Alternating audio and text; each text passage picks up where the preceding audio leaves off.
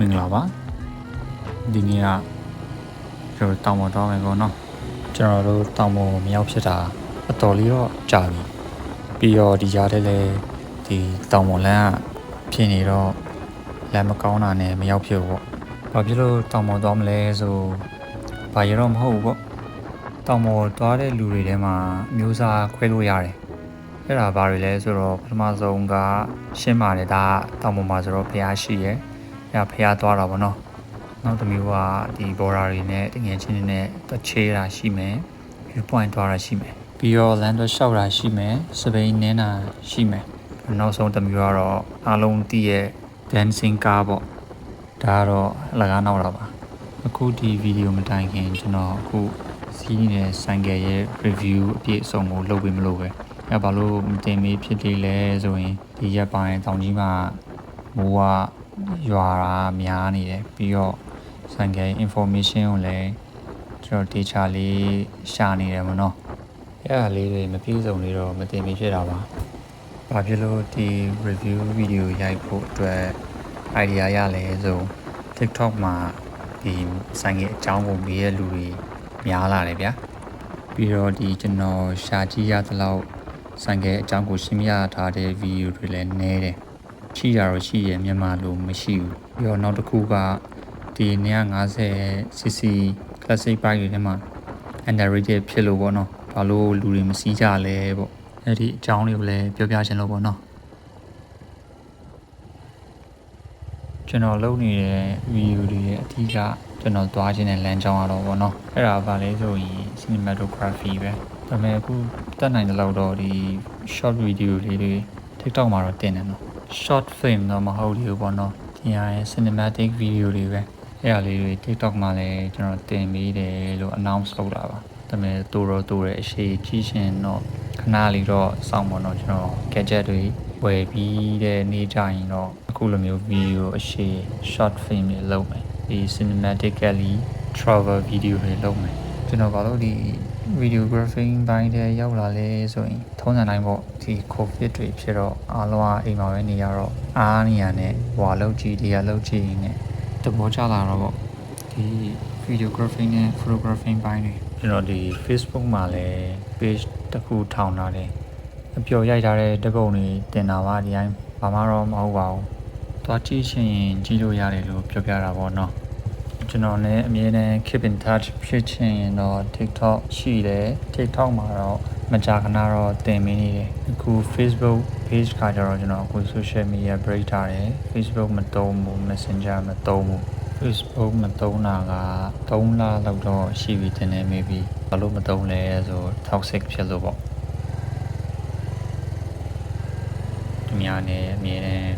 တမ်းတော့မဟုတ်ဘူးပေါ့ compare လုပ်မိတာပေါ့အဲ့တော့ compare လုပ်ပြီးတော့ဟိုထက်တာတဲ့လူတွေ့လို့ရှိရင်ဟိုက depress ဖြစ်တာပေါ့မ အမှန်တကယ်တော့ social media တွေကအားလုံးက fake ပဲဗျာဒီလားကျွန်တော် realize ဖြစ်လာတာတစ်ခုက social media မှာကလူတိုင်းကလူတို့ရဲ့အကောင်းဆုံးအပျော်ရွှင်ဆုံးဆိုတဲ့ moment ကိုပဲရကြတာပေါ့နော်ဘယ်သူမှလည်းသူတို့ရဲ့ dark side တွေ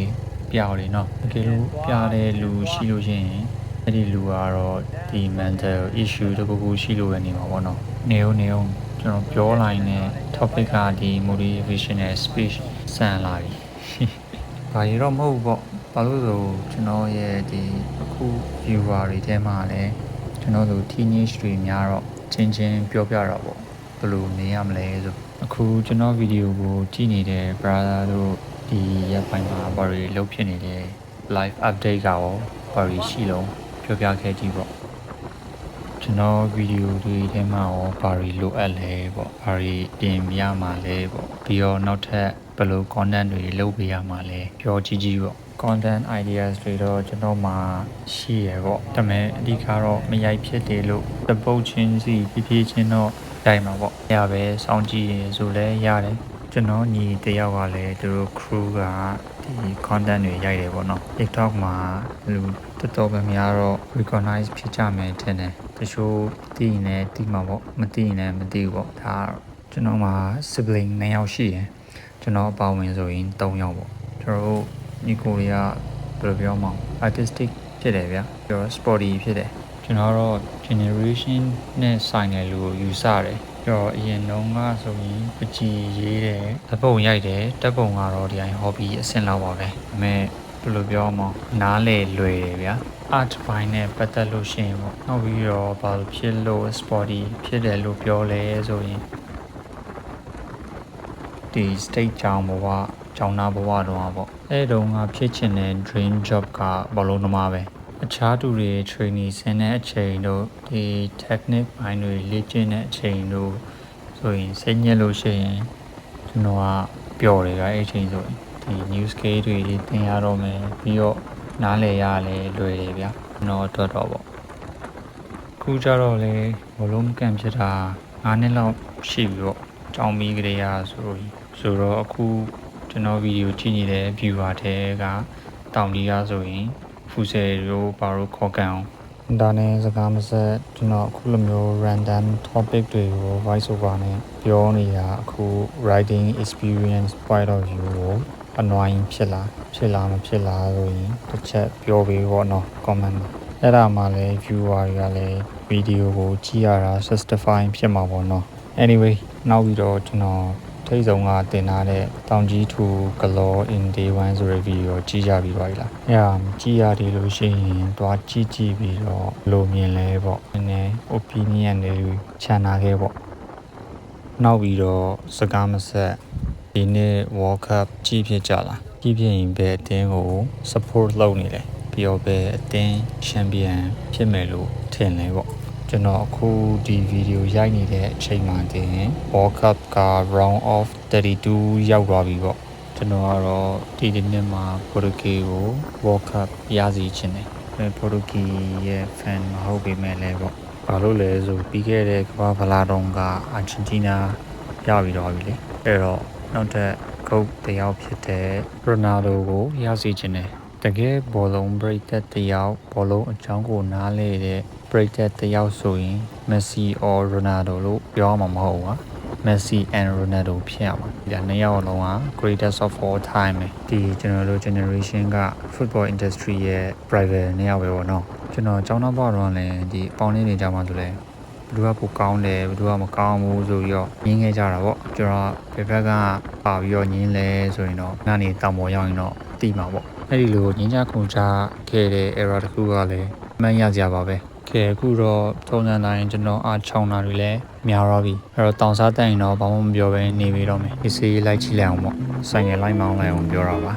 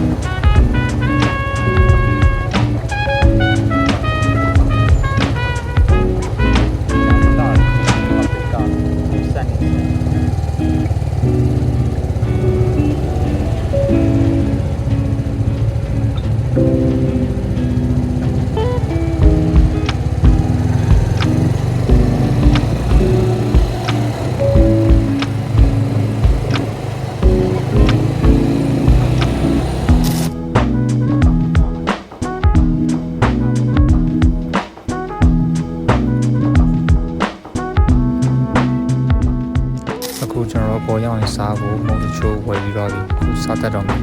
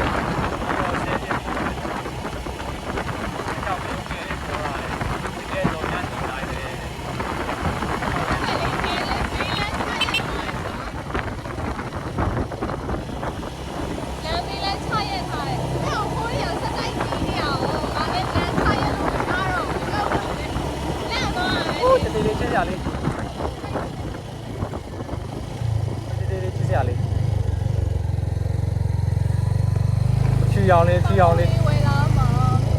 ဟိုးဖြူအောင်လေးပြေးလာချစ်စရာလေးလာဟိုမှာမဲအောင်လာရေမဲကောင်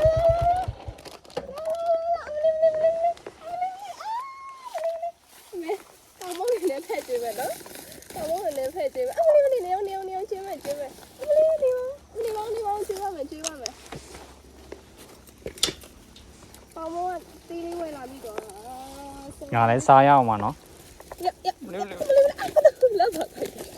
အဖြူလေးအမလေးအတိတ်ပြတ်နေပြီမတို့မေးလာပြီအောက်မှာ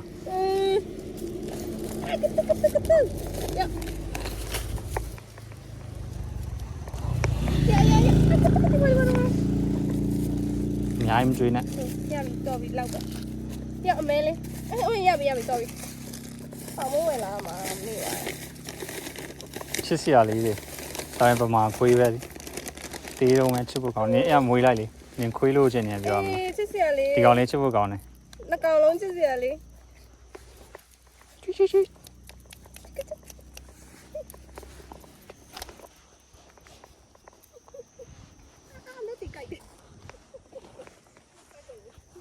တော့မယ်အမလေးချစ်စရာလေးအမဲလေးကိုချစ်ဖို့ကောင်းတယ်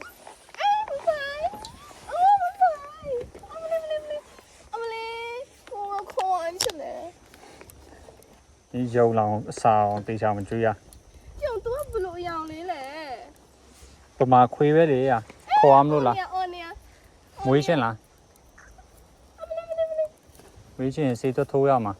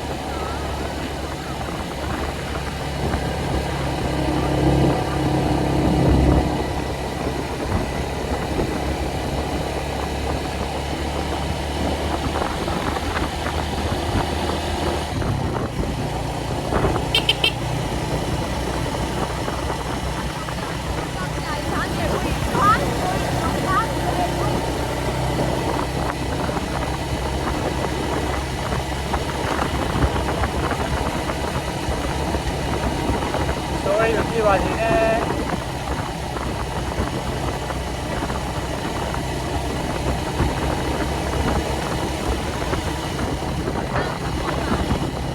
တော်ရော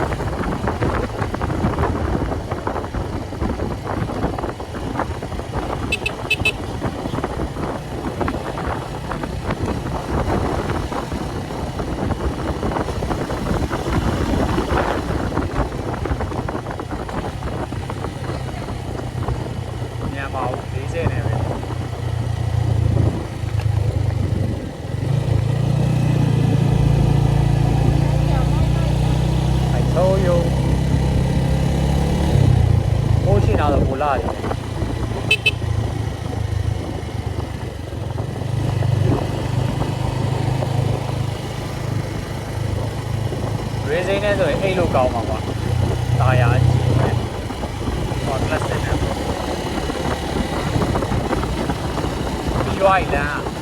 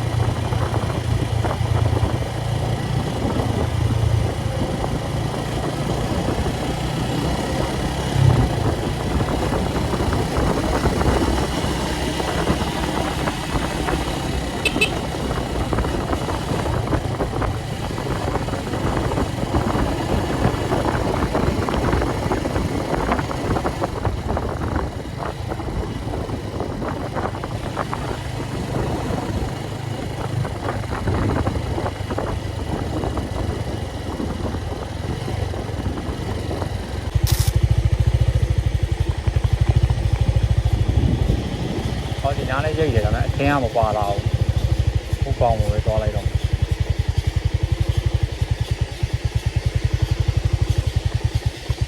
အဲ့စပေါ်လေးကကောင်းနေနော်